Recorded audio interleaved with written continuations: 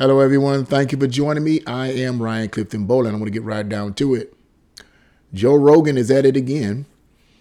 And what I mean is simply that he made a very harsh statement in reference to a situation that happened dealing with a UFC fighter who shot at an alleged child molester that may have molested a member of his family.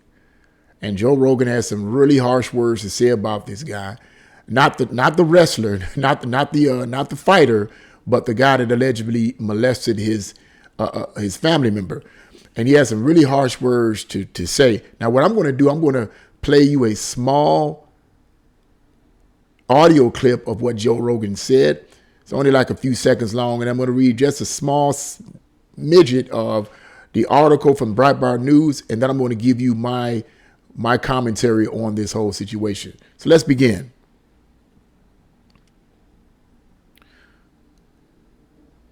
The title of the article is Joe Rogan wishes Cain Velasquez had beat alleged child molester to death. Joe Rogan offered strong words of support for former two-time Ultimate Fighting Championship UFC heavyweight champion Cain Velasquez. I'm not good at names.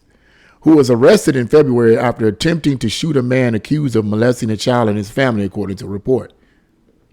So let you listen in to what Joe Rogan says here. These are some harsh words.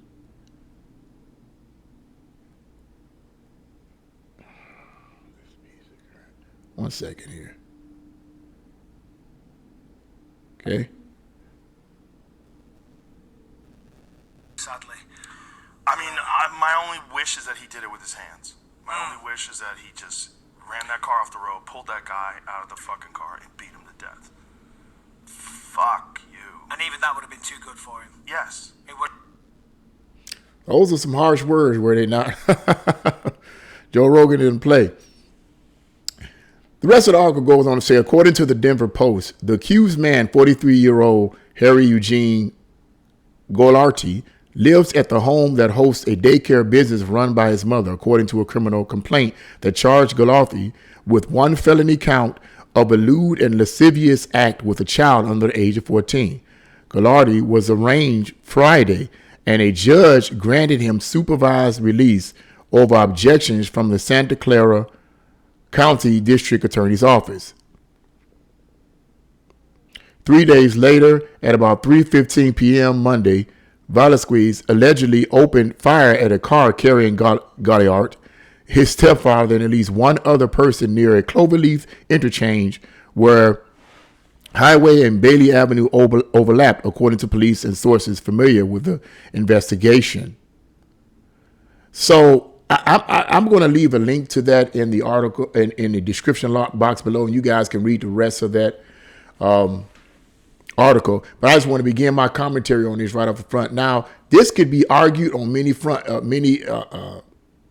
levels about what this wrestler did. I mean, what this UFC fighter did. Now, I'm gonna let you know I don't watch UFC. I'm not going to go into the details of why I don't watch it.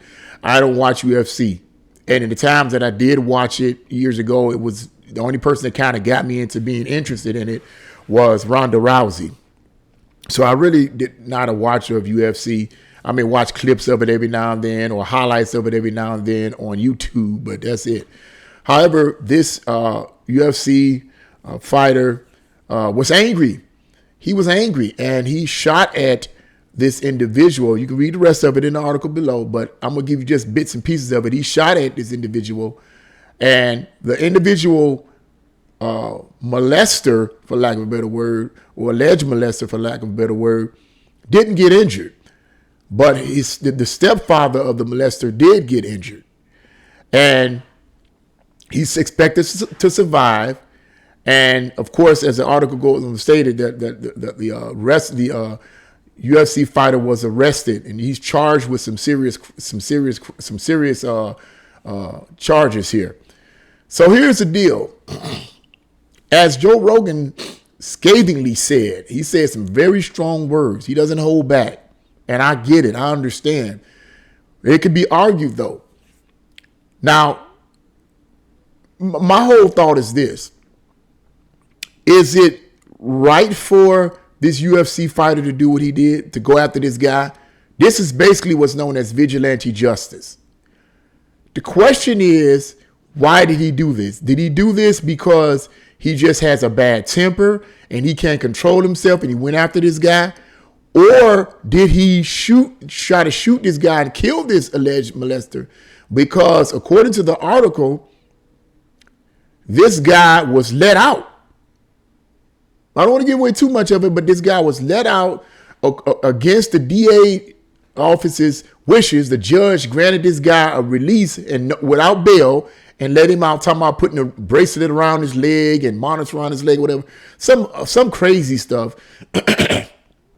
And this guy was let out. According to the article, he was supposed to maintain 100 feet away from the victim, which is stupid because, I mean, none of that stuff makes any sense. Could it be that the wrestler that did this, I keep calling him wrestler, could it be that this UFC fighter that shot at this alleged child rapist, could it be that he did this because the law was not being lawful like they should have been? One could argue that he did this because he figured they didn't let this guy out. He should be in jail. Why are you letting this man out? You let him out, I'm going to see to it that he's going to die because you shouldn't be letting this guy out. And we see this happen all the time in a lot of these liberal cities and liberal states. We see these DAs, these liberal progressive DAs allowing these criminals to get out, talking about, you know, we're going to counsel bail because they're poor and they can't afford the bail, so we're going to counsel bail. Never mind the fact that they murdered somebody, or never mind the fact that these people are committing serious crimes and you feeling sorry for them, so you counsel bail for them, you let them out, and they go and commit some other crimes. Now what? This is all, in my opinion, because of weak, lame laws created by progressive Democrats. And now you have vigilantes like this, or maybe a vigilante like this UFC fighter here. Could be that he's just angry and frustrated to the point where he feels he's going to take justice in his own, do his own form of justice, vigilante justice. So it could be argued either way it go. You know, now somebody might argue, man, why would Joe Rogan say such harsh words? Well, could it be simply because, as I said earlier, the lawmakers are not really, these Democratic progressive lawmakers are not really creating laws that are keeping these kind of criminals in jail. They're letting these guys out because they feel sorry for them. They go out and they do the same crimes, maybe even worse crimes than before. So now we have an individual here who's probably going to end up going to jail. Now, like I said, I don't want to give away too much of the article. You can read it on your own. But you have people like Ronda Rousey saying that she's in full support of this UFC fighter. She said she would have done the same thing and probably worse. These were her tweets, okay? And you will find out in the article. She stated that she would do the same thing and probably worse to this guy, this alleged child molester. So this is the world we live in. This is the world we live in. But my point is this.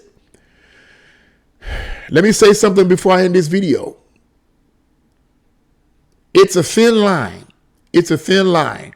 I don't know what I would do in a situation like that. I don't know what I would do.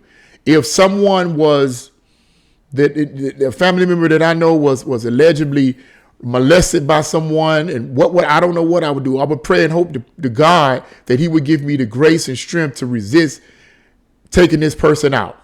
Now, I do know that many, many years ago, when I was about 8 or 9 years old, maybe even younger than that, my younger sister, who have since passed in 2018, God rest her soul, she's passed in 2018, I think about it all the time. She had stated that she had been molested by my mother's live-in boyfriend many years ago. I was about 7, 8, 9 years old. And while she was asleep, he came in the room and he, and my sister told my mother, and it was just a big thing. I ain't gonna go into all the details about that. But I was a little kid then. I was a little kid then. So what was I going to do? But what if something like that was to happen today? I don't know what I would do. I pray and hope to pray to God that I would have the grace and strength not to do what this UFC fighter did and end up going to jail. Because here's the thing, vigilante justice, the reason why vigilante justice and revenge can be so damaging is because in your rage and in your anger, you can end up shooting or killing someone who's innocent. I'm not talking about the person that's alleged have done this, but you can end up hurting someone that's innocent. As the article states, this UFC fighter began to shoot at this guy while he was in the car with, I think, his stepfather, alleged child molester stepfather or someone related to him. This guy ends up getting shot. He's going to survive, but he ends up getting shot. What if he'd have died? But because of the rage that was in this UFC fighter's heart, based on what this guy allegedly did, he's probably just shooting at random. He's just trying to get at this guy to kill him. And rage and revenge it dominates your mind. It dominates your emotions to the point where you're not thinking rationally. That's why I think it's not healthy. That's why I think it's best to maintain self-control in a situation like that and do all you can to get this guy put behind bars. Muscle up all the strength you can, all the support you can, because if you try to seek revenge, because revenge and rage and revenge, man, it will eat you up. It'll eat your mind up. It'll eat your body up. It just eat your soul up, and you'll end up hating people that have nothing to do with your situation. You'll end up taking out people that have nothing to do with the situation. And this is exactly what ended up happening. So I'm not saying that I don't understand. I don't understand. I'm not understanding to what this UFC fighter is dealing with. I'm not saying I don't understand that. I'm pretty sure that anyone would probably do the same thing, in a given situation. Like I said, Ronda Rousey is in defense of this man. Joe Rogan obviously is in defense of him. He wants a guy, got to be murdered, but